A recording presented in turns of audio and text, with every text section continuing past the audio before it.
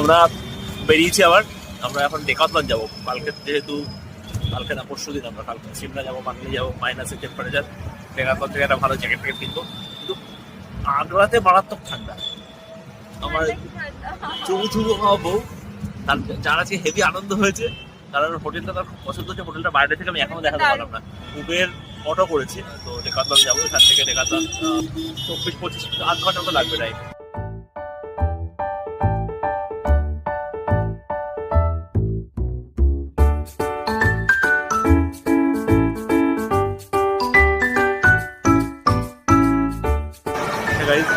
তো আমরা এখন ডেকাথলন খুঁজতে খুঁজতে একটা মলে এসেছি। মলটার মধ্যে হলদিরামস আছে, এই বাচ্চারা খেলার স্পোর্টস কমপ্লেক্স আছে।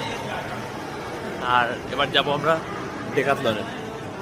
ডেকাথলন এখান থেকে সিঁড়ি দিয়ে নিচে নেমে যেতে হবে ডেকাথলন। আর উপরটা হলো এখানে ঢোকা এন্ট্রি। অনেক রকম কিছু আছে, তাই তো? কি নেবে দেখো এবার, চলো। এই তোমার শপিং তো করো না, আমি সিমলা থেকে কিনে দেবো, জ্যাকেট কিনে দেবো, অনেক কিনে দেবো। আজকে আমি কিনেছি, আমরা আমার 5,000 টাকার মধ্যে শপিং করেছি। ওর জন্য টুকটাক কিনে দিয়েছি। আর আমি একটা জ্যাকেট কিনেছি, আমার জ্যাকেটটার দাম হচ্ছে 3,000 টাকা। ব্যাস, তারপরে বাকি টাকা দিয়ে ওই তোমার কি বললাম, ওগুলো থার্মাল প্যান্ট এগুলো কিনেছি। তো হ্যাঁ, অনেক কিছু তো আছে এখানে, সবই নেই, কিছুই নেই। একটা জুতো কিনবো ভাবলাম, আমি মেনলি আমার বউয়ের জন্য দুটো স্নো প্রুফ জুতো কিনবো ভেবেছিলাম, জুতোই নেই। আমি কিনেছি ট্রু টিপেন লাইন দিয়ে, এই জ্যাকেটটি বেশ ভালো। আমরা একটা অটোয়ে করে এখন যাচ্ছি আমাদের হোটেলে। সুন্দর ঘিরে টিরে দিয়েছে উবের অটো এটা।